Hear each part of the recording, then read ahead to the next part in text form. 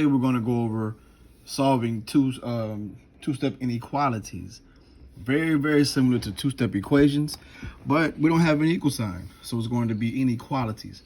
The same concepts, same methods, just a little twist at the end. But in this case, we should be straight. So we're going to do the same thing that we did before. We're going to box out our variable first, and by doing that, we're going to do the inverse operation so we can get that 3x by itself. And we know in order to get the 3x by itself, I have to subtract that 10 from both sides. The opposite of what I see. I see plus 10, subtract 10. So I'm going to subtract 10 on both sides of the equation. And by me doing that, the 10 plus 10, the 10 minus 10 cancels out, bringing down my 3x. And now I have 30 minus 10, which is going to give me 20. I kept the same inequality sign. Should bring it over here. I brought the same inequality sign down, the greater than sign, and it's 3x is greater than 20. Same concept as doing our equations. This says 3 times x. I'm doing the opposite of multiplication. So the opposite of multiplication is division. So instead of me multiplying, I'm going to divide both sides by 3. Cancels out. 3 divided by 3 is 1x. Bring my x down. And now I have 20 divided by 3. I'm going to come to the side and do my division. I know 3 can't go into 2, but 3 can go into 20. What? 6 times. Because 3 times 6 is 18. 3 times 6, 18. I subtract that, I get 2.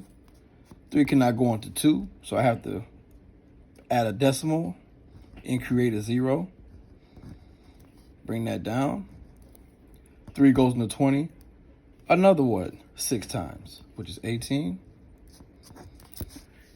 I subtract that 2. And as you can tell, it's starting to repeat. So I can really stop right here, put my line on top of the line because it's going to be a repeating decimal.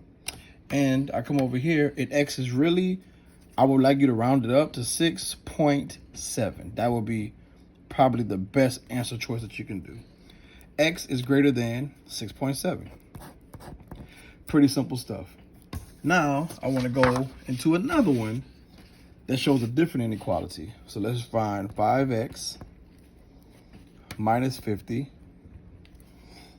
is less than or equal to 100. Now, this one's a little different.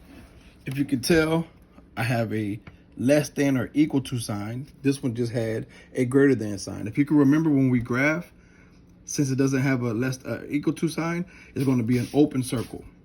And it's going to go this way on a number line. But remember, by me having a equal to sign, my circle is going to be dark. It's going to be closed in. So let's see what we do. Let's try to knock it out. I'm going to box my variable. I'm going to do the inverse to get the 5x by itself. So I add 50 on both sides of the inequality.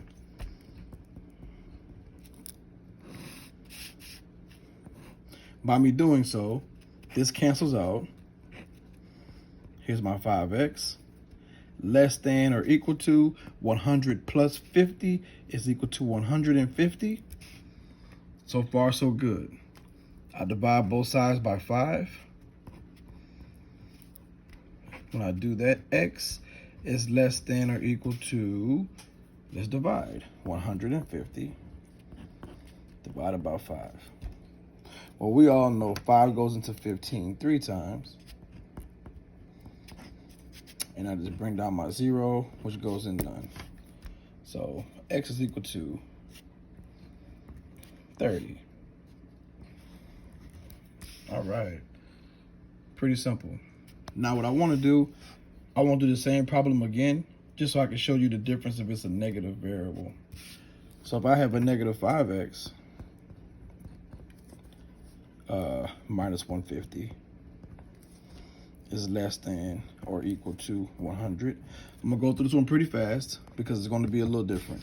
We already solved the problem when our variable was positive. If you remember, when we solve an inequality with a positive variable, the variable never changes. It stayed the same the whole time. But when you divide or have a negative variable, this is automatically going to flip to the opposite side. So let's go ahead and do it. Box of my variable.